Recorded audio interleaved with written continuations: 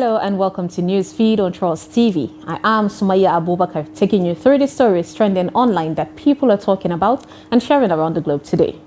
Please pray for me. Diezani Allison Madueke asks for prayers. Lagos State government cancels 50% discount on public transport. Poverty is not a shameful thing, but Nigeria must dig itself out of it, says President Tinubu. And Prince Harry turns down invite to attend King Charles' 75th birthday. Now, top of what's trending today, we have the former Minister of Petroleum Resources, Diezani Allison Madueke, has asked for prayers over the multi-million pounds allegations and charges of bribery and corruption instituted against her by the United Kingdom National Crime Agency, the NCA. Allison Madueke, who together with Doye Agame and Olatimbo Ayinde appeared before a Southwark Crown Court judge is anxious for the case to be heard and then moved on with her life, her lawyer told the court during the plea and trial preparation hearing in courtroom 14. After the hearing on the 5th floor courtroom, a prominent member of the Nigerian community in the United Kingdom, who is an acquaintance of the former minister, spoke with The Guardian after having a conversation with her.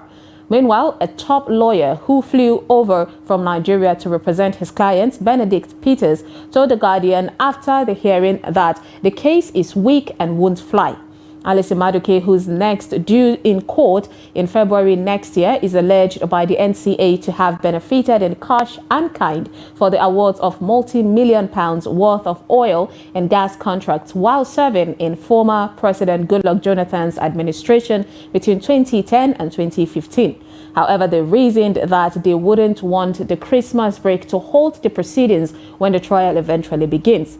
When the Crown prosecutor told the judge that it's either January 19, 2026 and that the November 3rd, 2025 is the second date that the court can accommodate. A netizen commented, "Like say you cut small for us when you were eating the money."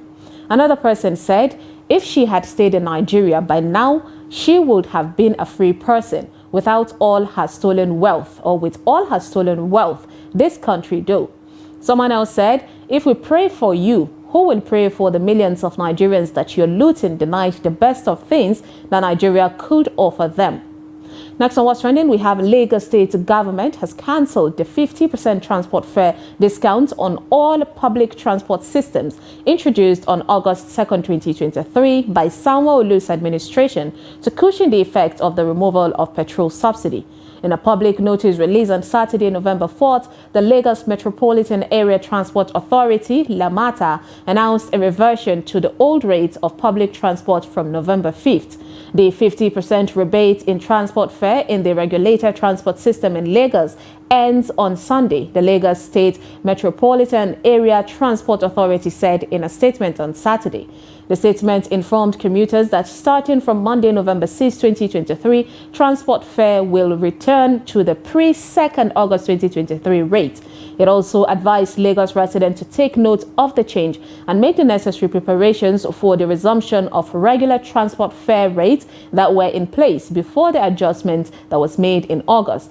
Governor Sanwo-Olu had in July 31st announced the reduction of transport fares for state-owned buses by 50%, as well as commercial yellow buses by 25% on all routes as part of efforts to cushion the effect of the removal of the petrol subsidy. A netizen asked, was the 50% effective in the first place? A guy opined, election is over, City Boys presidential seat is confirmed, Shege Pro Max loaded.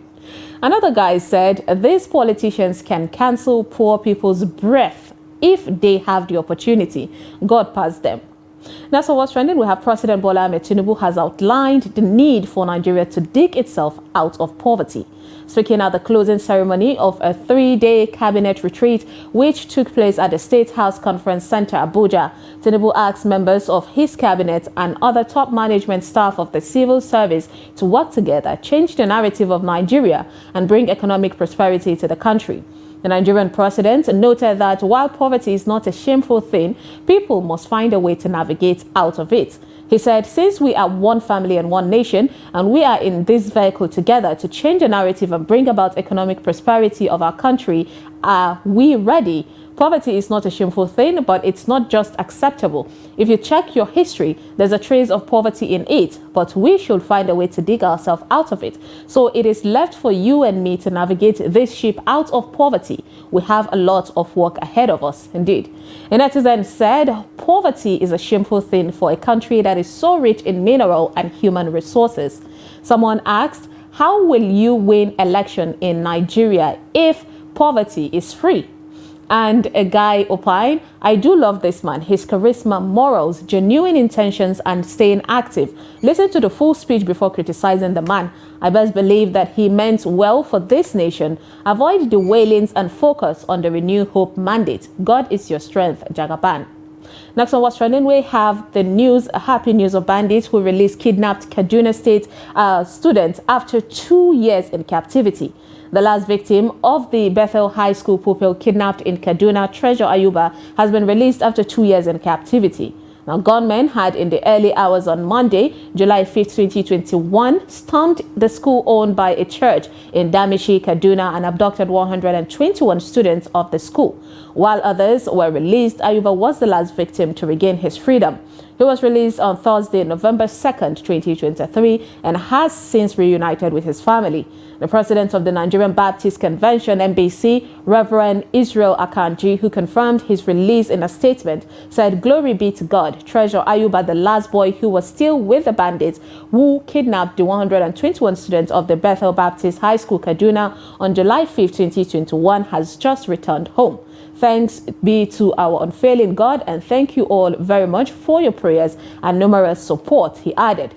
A netizen commented, "Hope they haven't trained him to become bandit too. At this time, he needs psychological evaluation and lots of love from his family." A lady opined, 2 years, he needs a psychologist because of trauma. And someone prayed, "Dear God, no matter how insecurities ravage this nation, may Nigeria never happen to us." Amen to that. Now let's take a short break, and when we come back, you will see what some blind people did. Stay tuned.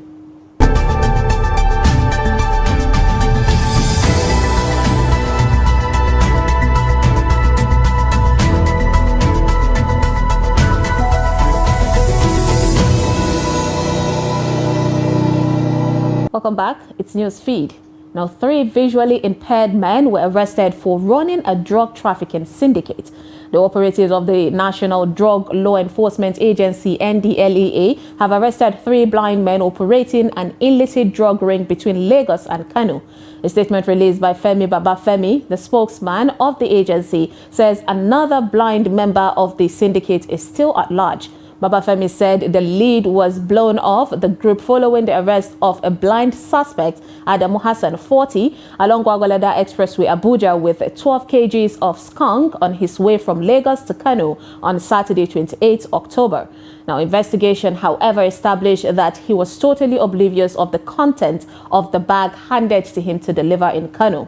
Follow-up operations then led to the arrest of the arrowhead of the syndicate, Bello Abubakar, 45, who is also blind. In his statement, Bello, who is married with 5 children, said he has been living in Lagos for 30 years but started the illicit drug business 5 years ago.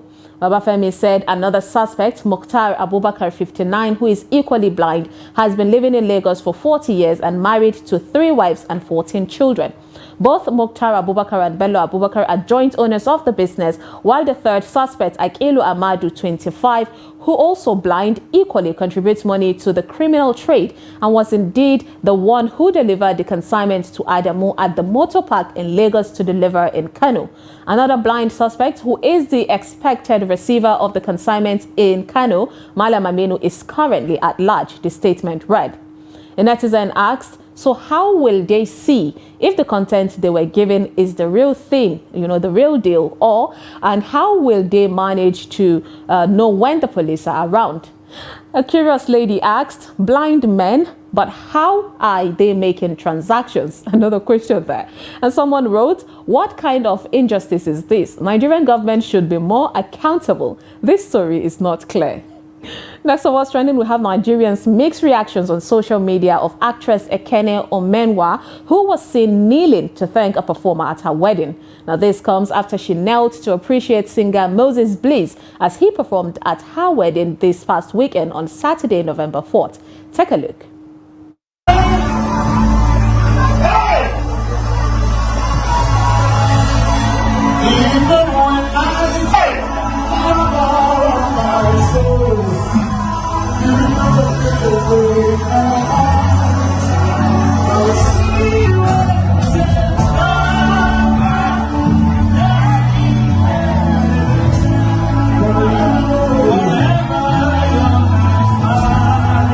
A guy opined, so it's okay for you people to throw bra, rock and wine on your favorite artist, but when a Christian does same in overexcitement, you people will not allow us rest. Go chase her from her husband's house then. A lady said, take a close look at her husband's body movements and see that he is not happy. He is embarrassed of all her actions. And another lady wrote, this girl is obviously a humble, appreciative person and she has personal relationship with God. Please, you all should allow her enjoy her marriage in peace. Next on what's trending, we have Prince Harry, who has been accused of turning down an invitation to his father, King Charles' landmark 75th birthday party.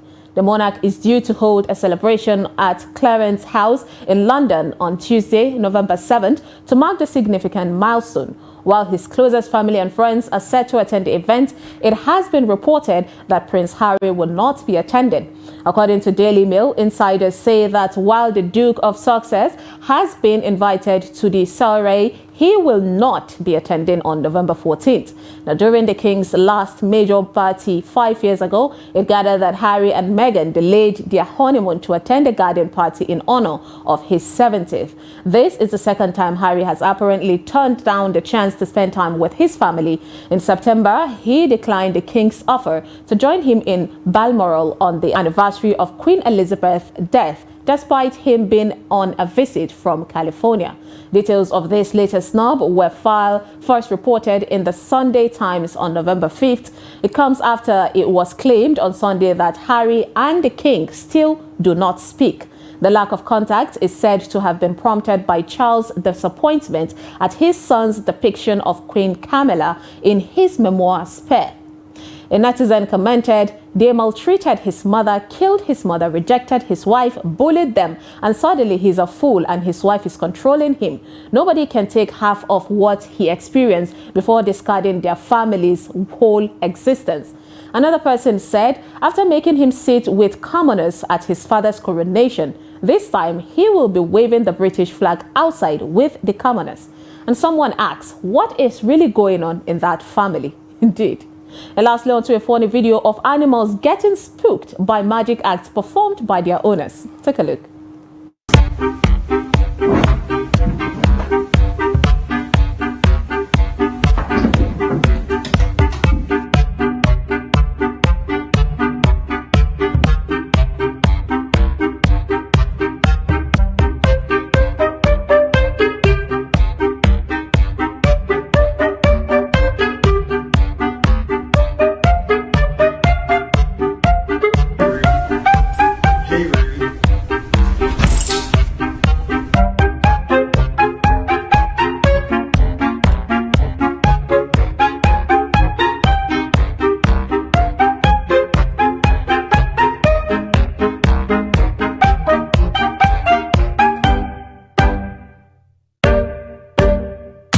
Well, if they're human, I'm sure they'll be impressed. And that is all on Newsweek today on Trust TV. Follow us and subscribe to all our social media platforms: Facebook, YouTube, Instagram, and X. Bye.